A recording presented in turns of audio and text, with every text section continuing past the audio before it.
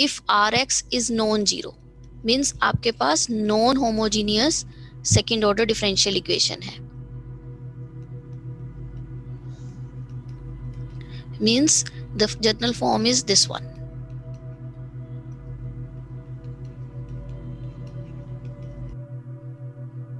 So here this Rx is non-zero. Now how to find out the general solution of non-homogeneous second order differential equation? So this is based on one statement.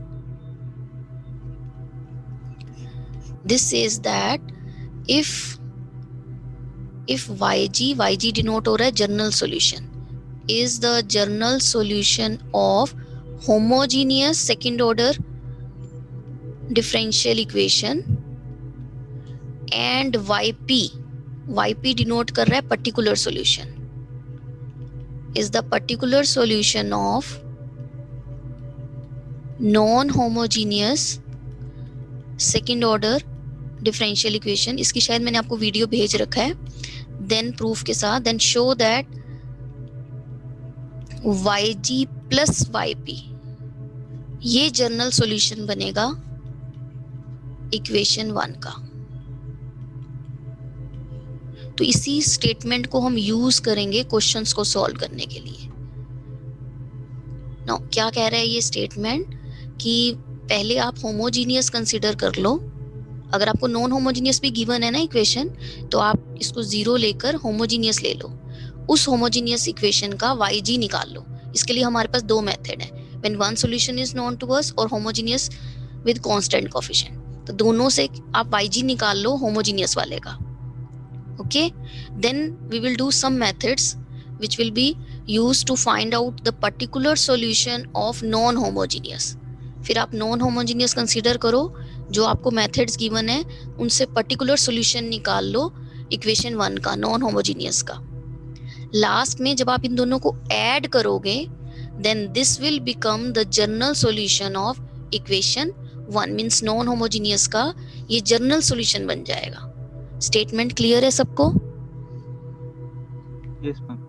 Same procedure हमने follow करना है questions में. अगर आपको question में इसका general solution निकालने को कहा है where rx is non zero, first of all you consider it to be as zero, apply some method, find out yg निकाल लो, देन rx लिया, मेथड अप्लाई किया और yp निकाल लिया, दोनों को ऐड कर दिया, हमें जनरल सॉल्यूशन मिल जाएगा नॉन होमोजीनियस इक्वेशन का. Right?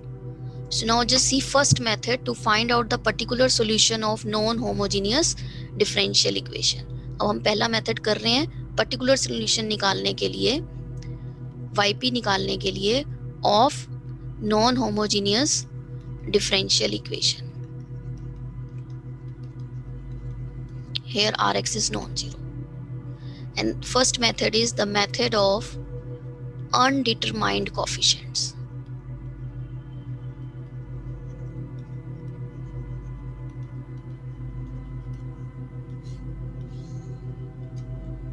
Now what this method says that इस मेथड में हमारे पास कंडीशंस हैं. सबसे पहली बात, px की जगह p ही होना चाहिए, कांस्टेंट होना चाहिए, qx की जगह q होना चाहिए, और rx जो है वो तीन पॉसिबिलिटीज है मेन.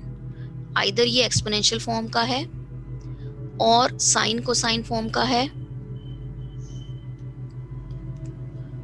और पॉलिनोमियल है ऑफ ऑर्डर n.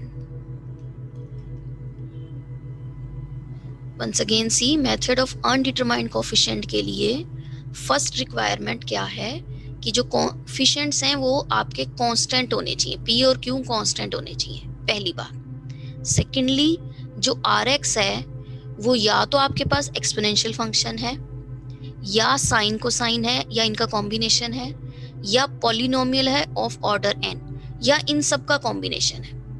यही पॉसिबिलिटी है rx की. Only then we can apply this method, the method of undetermined coefficient. This part is clear? Yes, clear है? Yes ma'am. The first requirement is ये px p होना चाहिए constant, ये qx q होना चाहिए. Second requirement क्या है, are x या तो एक्सपोनेंशियल हो या साइन कोसाइन हो या पॉलिनोमियल हो या इनका कॉम्बिनेशन हो, राइट? तो हम केस 1 कर रहे हैं when your R X is exponential. अगर आपका आर एक्स एक्सपोनेंशियल है, then how to find out the particular solution of this equation using the method of undetermined coefficients. Now just see, in this case we will assume that yp as some undetermined coefficient a times जो भी यहाँ पे आपको rx दे रखा है वो लिख दो। Ma'am P and Q here are constants, no? क्या चीज बच्चे? Ma'am P and Q are constants here, Yes, no? p and q are constants, Okay, ma'am. right? इसमें क्या क्या है कि ये फॉर्म थी जर्नल, बट इसमें रिक्वायरमेंट है फर्स्ट पी एक्स पी होना चाहिए, क्यू एक्स क्यू होना चाहिए, कांस्टेंट होने चाहिए। दूसरी चीज, जो राइट हैंड साइड पे आपके पास फंक्शन आर एक्स है वो या तो एक्सपोनेंशियल हो सकता है या साइन कोसाइन या पॉलिनोमियल या इन सब का कॉम्बिनेशन। तो उस केस में how to solve this differential equation using the method of undetermined coefficient, तो हम क्या करेंगे, we will assume that Y P as some undetermined coefficient time, जो आपको एक्सपोनेंशियल फंक्शन दे रखा है वो यहाँ पे पुट कर दिया e to the power ax. Now since yp is the particular solution of the equation 1, ये अब आपके पास इक्वेशन थी, फॉर्म थी, राइट? इस इक्वेशन में राइट हैंड साइड में आपके पास e to the power ax है, तो इस इक्वेशन का हमने अज्यूम किया है yp एक पर्टिकुलर सॉल्यूशन है। If it is a particular solution of equation 1, it should satisfy 1 को satisfy करना चाहिए। मीन्स अगर y की जगह आप yp पुट करोगे तो आपका लेफ्ट हैंड साइड और राइट हैंड साइड इक्वल आएगा, यही मतलब है। Yes, we assume that yp this is a solution of 1. If it is a solution of 1, it should satisfy 1. So we will find out yp dash, which comes out to be a, this is constant as it is. What is the derivative of e to the power ax with respect to x?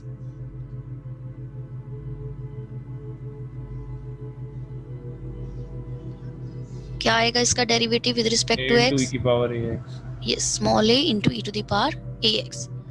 yp double prime निकाला, वो क्या आएगा? a as it is, a square e to the power ax. Now you substitute in 1 में substitute करो ये values. y double prime की जगह yp double prime put किया, ये आया a square e to the power ax plus p times yp prime put किया यहाँ पर a प्लस q, y की जगह yp पुट किया, राइट हैंड साइड पे है e to the power ax. Now just see, e to the power ax will be cancelled out from the left side and the right hand side, and you will get a equation. You can take a to be common, capital A to be common. You get a square plus ap plus q is equal to 1.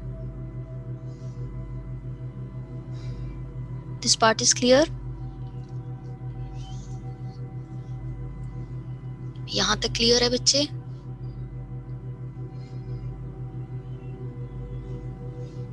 Yes. Is it clear to everyone? Whenever your Rx is of the form exponential, we will assume particular solution as exponential times undetermined coefficient. This is called undetermined coefficient. That's why इस method का नाम है undetermined coefficient. Now हमने assume किया है कि ये solution है 1 का, तो ये इसे satisfy करेगा। हमने yp dash yp double prime निकाला, यहाँ पे पुट कर दिया, सिंप्लीफाई कर रहे हैं और कैपिटल ए की वैल्यू निकाल रहे हैं। जैसे ही कैपिटल ए की वैल्यू आ जाएगी यहाँ पे पुट कर दो, आपको पर्टिकुलर सॉल्यूशन मिल जाएगा, राइट? अब मुझे बताओ कि कैपिटल ए की वैल्यू क्या आएगी? What will be the value of capital A?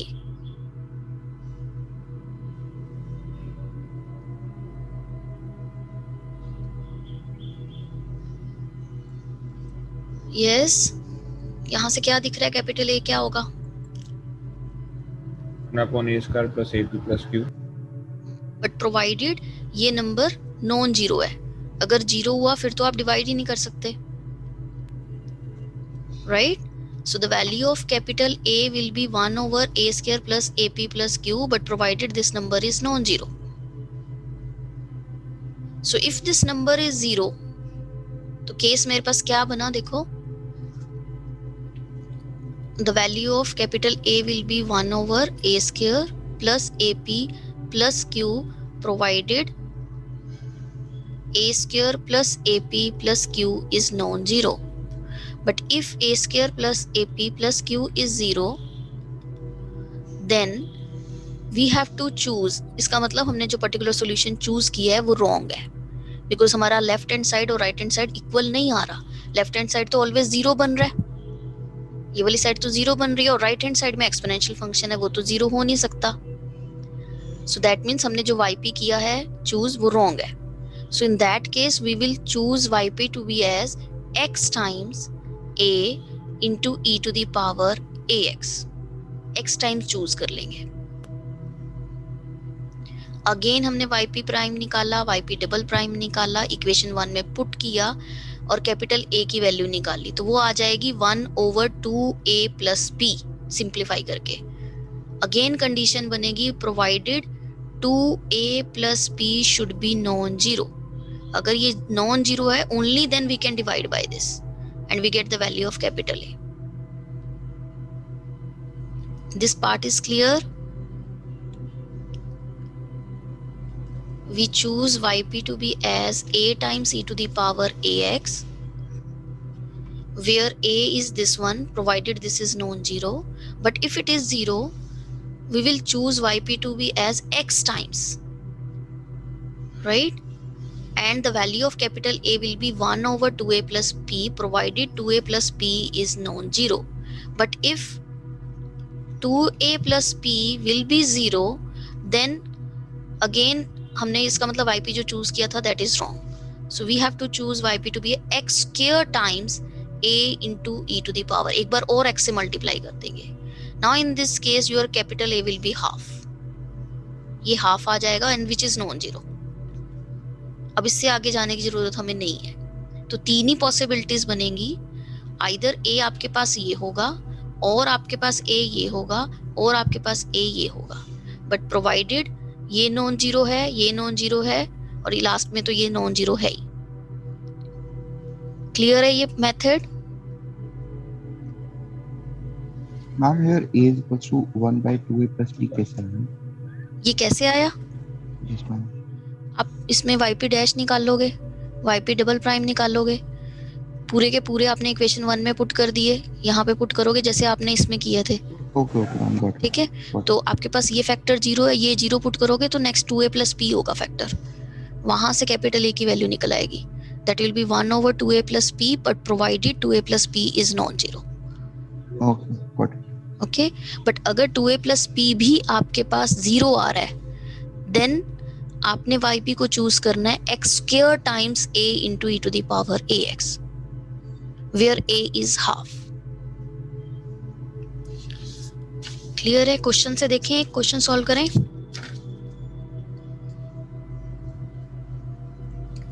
Now just see with the help of an example. Let's suppose we have to find the general solution of y double prime plus 3y prime minus 10y is equal to 6 into e to the power 4x. Now since we need to find out the general solution of this differential equation, तो कैसे करना है? पहले आपने इसको consider कर लेना है homogeneous. First we consider y double prime plus 3y prime minus 10y is equal to 0, homogeneous ले ली। अब ये इक्वेशन है कांस्टेंट कोफिशिएंट के साथ, तो we will assume that e to the power mx be the solution. We get auxiliary equation which is m square plus 3m minus 10 is equal to 0. When you find out the roots of it, you get this is minus 5 and 2. These are distinct real roots, so the general solution will be c1 e to the power minus 5x plus c2 into e to the power 2x.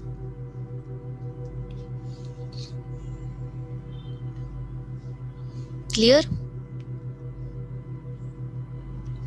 Now we have to find out the particular yp for equation 1. ये निकालना है. So वो assume that yp as जो भी rx आपको given है वो सारा ले लोगे आप. a times 6 into e to the power 4x.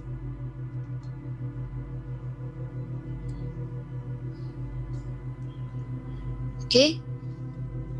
Now you have to find a square plus ap plus q. What is your a? a कितना है? 4 e to the power ax. a कितना है आपके पास? 4. पुट करो यहाँ पे 4 square plus 4. p कितना है? p है 3. q कितना है? -10. ये जनरल फॉर्म थी.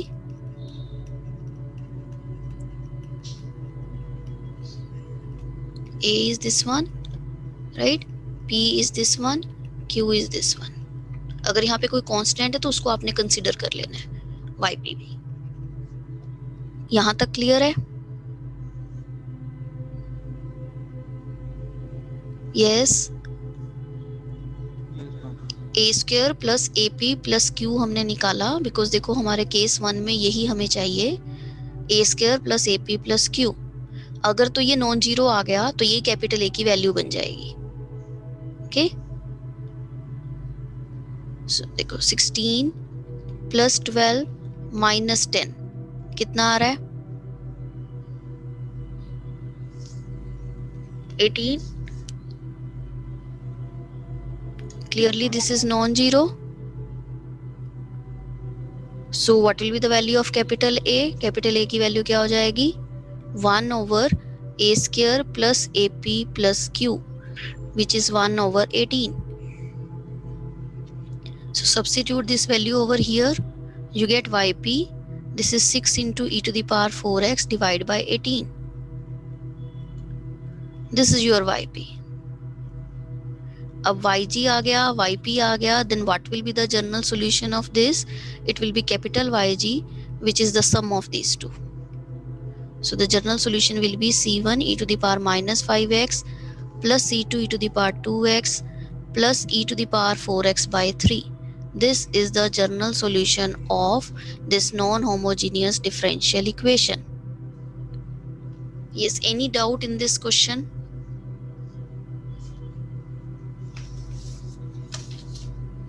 किसी भी स्टेप में कोई डाउट लगता है बच्चे पूछो.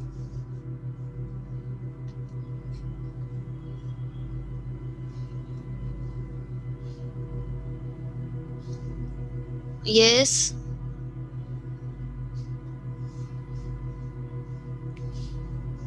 Clear है सबको?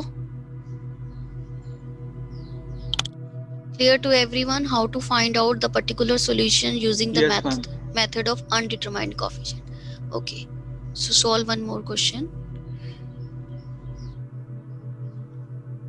So find the solution of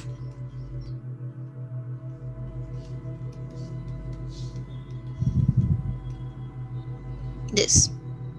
First हम क्या consider करेंगे? First we will consider the homogeneous. We will assume that e to the power mx be the solution.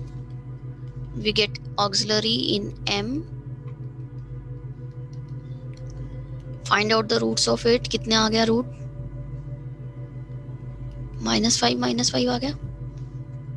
This is m plus 5 whole square.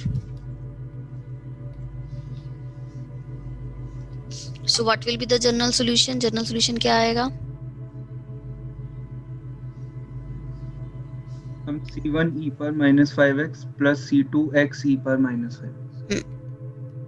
Right. तो एक solution ये आया, एक solution ये आया. ठीक है. अब हमें निकालना है पर्टिकुलर सोल्यूशन इस इक्वेशन का. फॉर इक्वेशन 1 ये हमने फाइंड आउट करना है. नाउ जस्ट सी. कैसे आपको जजमेंट लगेगा कि yp में हमने x से मल्टीप्लाई करना है या नहीं करना, x स्क्वायर से मल्टीप्लाई करना है या नहीं करना। Now just see, right hand side में आपके पास क्या है, e to the power minus 5x, और लेफ्ट हैंड साइड के जो सॉल्यूशन निकल रहे हैं उसमें भी e to the power minus 5x है। इसका मतलब e to the power minus 5x आपका लेफ्ट हैंड साइड का सॉल्यूशन है। तो अगर आप a square plus AP plus Q निकालोगे उसने 0 ही आना है। आप पुट करके देखो, a कितना है -5, p कितना है 10, q कितना है 25। पुट करो 25 -50 प्लस 25, 0 आ गया। Yes ma'am. राइट, इसका मतलब हम yp को ये चूज नहीं कर सकते। अब अगर आप x टाइम्स लोगे तो भी देखो x टाइम वाला भी सॉल्यूशन है, क्योंकि ये रिपीटेड रूट थे। x टाइम वाला भी आपका लेफ्ट साइड का सॉल्यूशन है, यानी 2a प्लस p अगर आप निकालोगे वो भी 0 ही आएगा। देखो 2 इंटू -5 प्लस 10, 0 आ गया।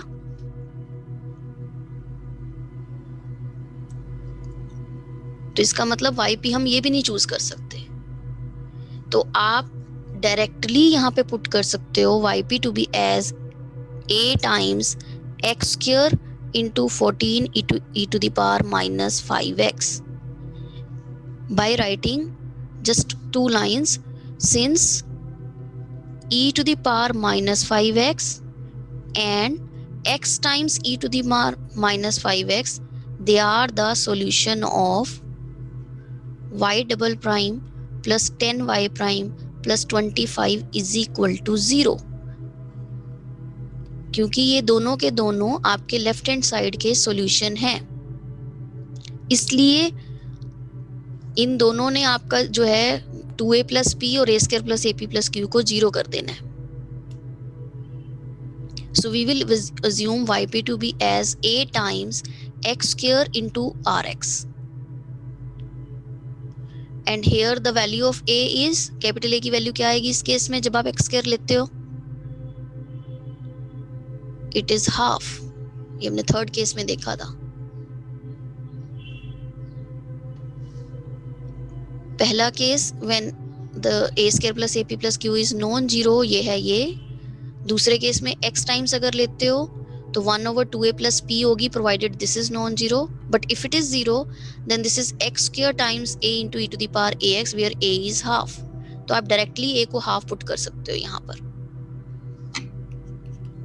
सो आपके पास पर्टिकुलर सॉल्यूशन आ गया, this is 7 times x square e to the power minus 5x। a की वैल्यू हाफ पुट की तो ये 7 times x square into e to the power minus 5x आ गया। ये पार्ट क्लियर हुआ सबको?